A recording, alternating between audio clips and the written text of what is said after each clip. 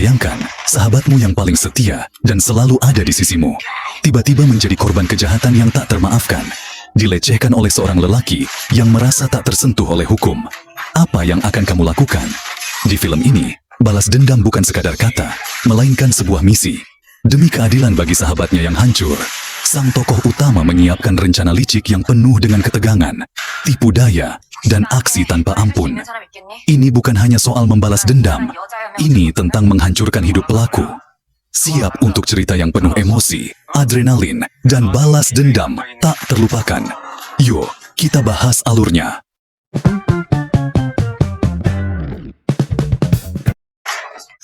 Film dimulai dengan memperlihatkan sekelompok pemuda yang hendak merampok di sebuah minimarket. Pemuda tersebut mengancam, bahkan sampai menghantam kasir minimarket yang sedang bekerja di sana. Tak lama kemudian, datanglah seorang wanita yang dengan santainya hendak membayar barang belanjaannya. Si kasir yang bingung karena tak ada lagi uang kembalian pun hanya bisa terdiam. Yang mana pada akhirnya, wanita itu pun dengan sangat santai mengambil uang kembaliannya dari dalam tas si perampok. Hingga akhirnya, inilah yang terjadi.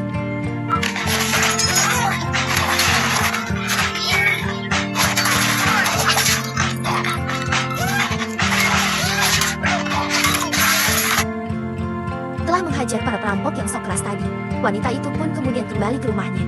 Dan disinilah, mari perkenalkan bahwa wanita brutal ini bernama Okju, yang mana Okju merupakan mantan seorang pengawal khusus di perusahaan keamanan dan bertugas untuk menjaga bahkan mengawal para tamu VIP. Hingga tak heran jika Okju mempunyai keahlian bela diri yang cukup mengesankan. Setibanya di rumah, Okju kemudian ditelepon oleh sahabatnya yang merupakan seorang penari balet atau ballerina bernama Minhe. Di sini, Minhe menyuruh Okju untuk datang ke apartemennya. Meski waktu sudah larut malam, Okju pun dengan senang hati langsung bergegas mendatangi rumah satu-satunya sahabatnya, itu dengan menggunakan sepeda motor kesayangannya. Dan setelah sampai di apartemen Minhe, Okju berkali-kali menekan bel, namun Minhe tak kunjung membukakannya pintu. Hingga akhirnya, karena Okju sudah mengetahui kata sandi apartemen Minhe, ia pun langsung masuk sendiri. Dan ketika ia telah berada di dalam, Okju tak dapat menemukan Minhe, dan hanya menemukan sebuah kado yang berisikan sepasang sepatu balet, dan secari kertas yang bertuliskan, "Tolong balaskan dendamku." Okju yang kebingungan dengan pesan yang dimaksud sahabatnya, itu pun kemudian mencoba menelepon Minhe, yang mana setelah itu terdengar jaringan konser milik Minhe yang berasal dari kamar mandi. Dan setelah Okju mendatanginya, betapa terkejutnya Okju setelah melihat Minhe dalam kondisi sudah tak bernyawa, terbaring di dalam bathtub, dan diketahui bahwa Minhe mengakhiri hidupnya sendiri dengan menggunakan pisau yang tergeletak di sampingnya. Kepergian Minhe tentunya menjadi sebuah misteri untuk Okju, yang tentunya membuat ia semakin penasaran dan bertanya-tanya tentang apa yang sebenarnya dialami oleh Minhe hingga akhirnya ia berakhir melakukan hal yang merenggut nyawanya sendiri. Okju pun kemudian memutuskan untuk mencari petunjuk dari sebuah nama yang tertulis di kertas yang tadi Minhe tinggalkan untuknya. Hingga kemudian, Okju pun menemukan sebuah akun media sosial dengan nama tersebut, yang diketahui dari akun itu bahwa si pemilik akun menjual makanan. Namun saat Okju mencoba memesan makanan, obrolan mereka tak berlangsung lama, yang mana si pemilik akun tiba-tiba saja menutup obrolannya.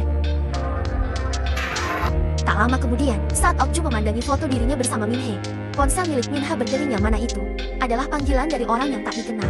Okju pun mengangkat telepon itu, namun ia hanya diam tak bersuara. Hingga akhirnya si penelpon berbicara sendiri dan meminta Minhe untuk datang ke suatu tempat esok hari pada 2,0 dini hari, dan bahkan mengancam jika Minhe tak datang, maka orang tersebut akan menghabisi teman bahkan keluarga Minhe. Kecuali saya, yang aku inginkan adalah kamu. Singkat cerita, Okju pun mendatangi tempat itu, antau dari kejauhan. Yang mana di sana, Okju melihat seorang pria gondrong tengah bertransaksi narkoba dengan beberapa orang di sana. Yang mana ketika si pria gondrong itu pergi, Okju pun langsung mengikutinya sampai pada suatu tempat, yang mana itu adalah rumah dari pria gondrong tersebut.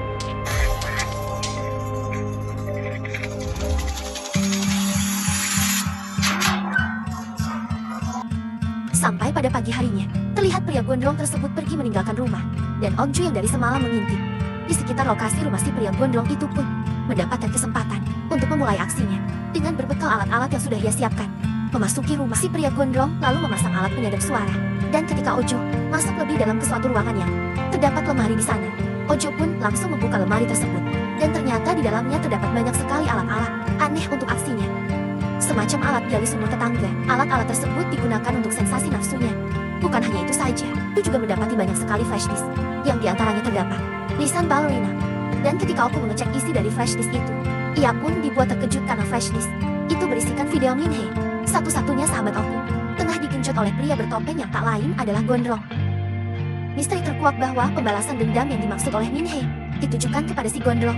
Karena perlakuan mesum dari si Gondrong itulah, hingga akhirnya Minhe memutuskan untuk mengakhiri hidupnya sendiri.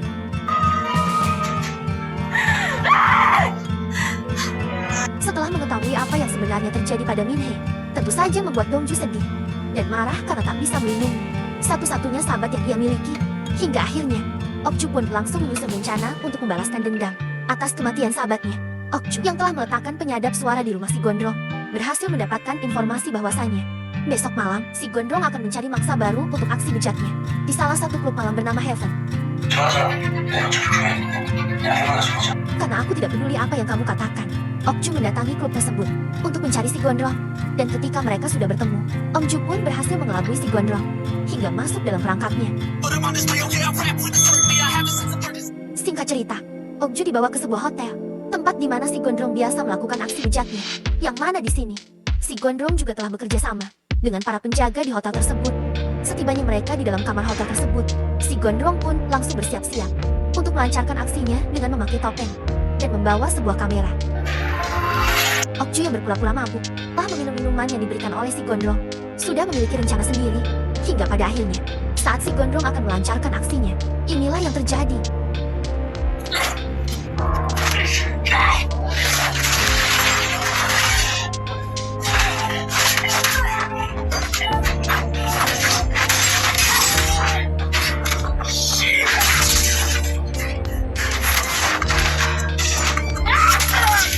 Dengan sangat brutal menghajar si Gondrong, bahkan berhasil merobek mulut si Gondrong menggunakan pisau.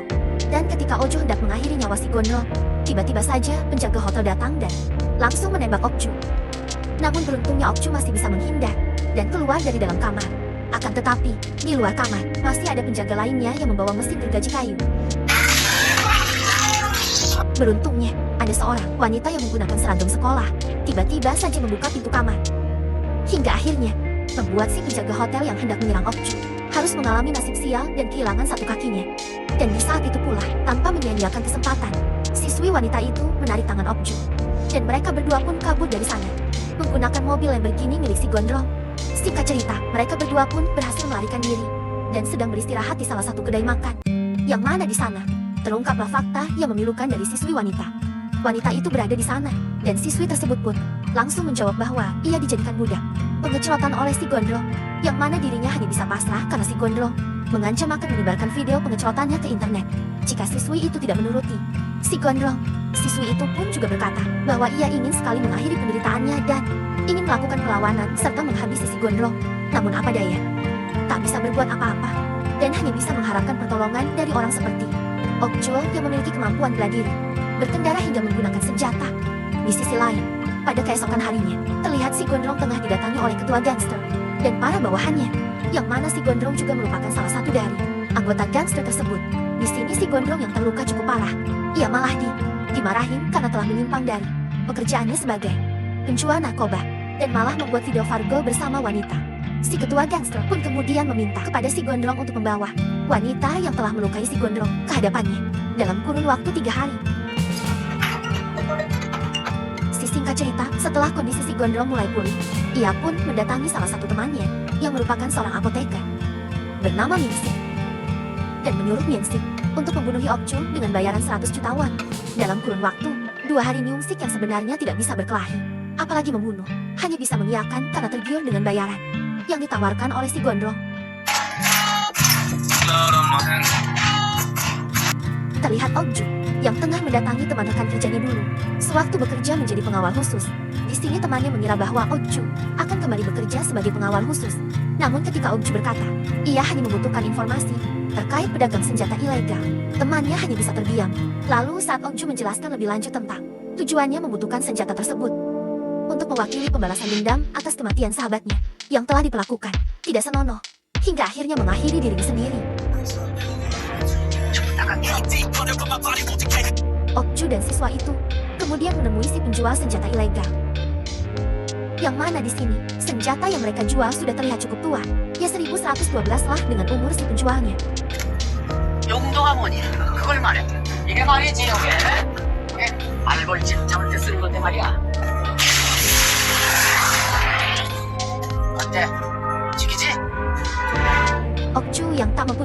lain pun memutuskan untuk tetap membeli senjata yang mereka jual, beserta satu senjata pamungkas.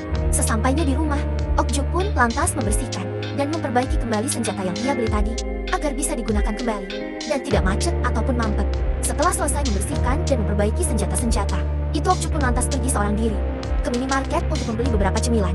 Dan ketika ia kembali ke rumahnya, ternyata si Gondrong dan musik sudah berada di sana, dan langsung menyerang. Beruntungnya, Okju berhasil menghindar lalu melarikan diri. Namun sayangnya, si siswi berhasil diculik oleh si Gondrong dan dibawa ke kandang kuda yang sekaligus adalah markas para gangster tempat memproduksi narkoba.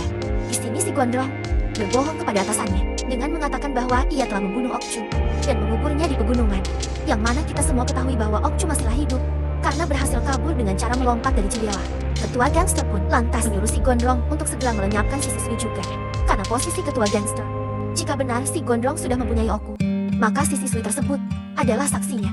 Dan saksi harus segera dilenyapkan agar tak menimbulkan masalah di kemudian hari.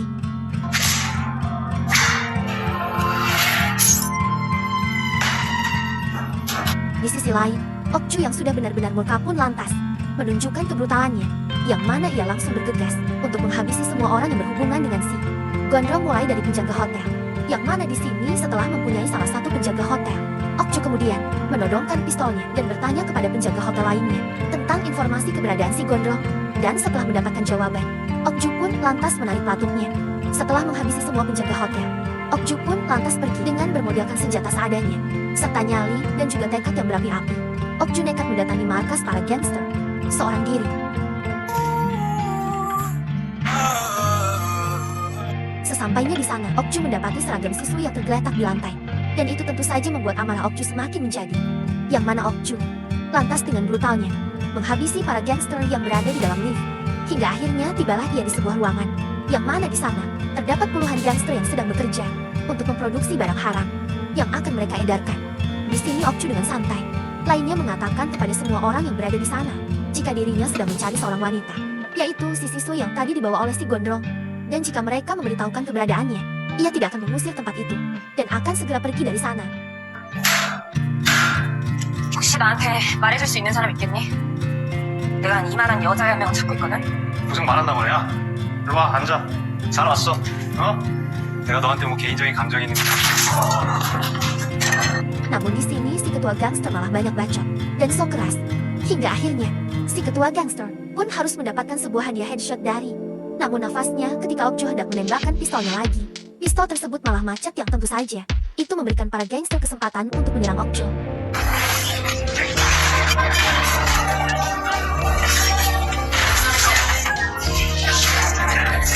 Satu persatu para desalam terdapat dibantai habis-habisan oleh kebrutalan oknum.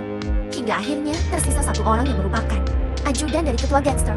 Di sini Okju kembali menanyakan keberadaan si siswi beserta si Gondrong. Namun lagi-lagi Ogi tidak mendapatkan jawaban. Hingga akhirnya si ajudan dari ketua gangster pun berakhir dengan cara yang tidak biasa dan hanya bisa dilakukan oleh pemain. Setelah semua para gangster di ruangan itu dihabisi, kini hanya tersisa si Gondrong dan juga musik, yang mana secara kebetulan saat Okju keluar dari ruangan tersebut, ia bertemu dengan musik di kandang kuda yang tengah membawa si siswi dengan keadaan yang sudah tak berdaya. Hal itu tentu saja membuat amarah Okju semakin membara. Namun ketika ia akan menembak musik, Gondrong dengan tiba-tiba datang dan menembak Okju lebih dulu. Musik yang merasa dirinya kemudian dengan sok-sokan mengatakan kepada si Gondrong bahwa dirinya akan membunuh Okju dan meminta si Gondrong untuk segera mengirimkan uang yang telah si Gondrong janjikan kepadanya. Tetapi belum sempat interaksi, ia malah lebih dulu di headshot oleh si Gondrong. Dan ketika si Gondrong akan kembali menembak, ia malah dikejutkan dengan suara tembakan yang dilesatkan oleh si siswi. Meskipun tembakan tersebut tak ada yang mengenai si Gondrong, itu menjadi kesempatan bagi Okju untuk menembak si Gondrong lebih dulu dengan senjata cadangan yang ia simpan di balik bajunya. Hingga akhirnya membuat si Gondrong langsung terkapar. Si Gondrong yang sudah tak berdaya dan tak bisa melawan, kemudian dibawa ke tepi pantai oleh Okju yang ada di sana. Ketika Okju mengeluarkan senjata pamungkasnya, yaitu senjata pemusnah sarang tawon, Gondrong hanya bisa memohon dan merengek untuk diberikan ampunan kepada Okju. Ia terus-terusan memohon dan berjanji akan bertobat. Namun Okju berkata bahwa dirinya adalah perwakilan dari sosok balerina, dan itu membuat si Gondrong sadar bahwa dirinya telah berurusan dengan orang yang salah, dan dengan tanpa ampun langsung menembak, menyerang menyerahkan senjata pemusnah saraf tawon kepada si Gondrong, dan si Gondrong pun hanya bisa berteriak menyala. Kebrutalan optik serta dendam yang ia wakili untuk kepergian sahabatnya pun terbalaskan. Dan di akhir film, terlihat Okcu mengambil semua flash disk yang berisikan video pengecelotan di rumah si Gondrong untuk kemudian ia bumi hanguskan.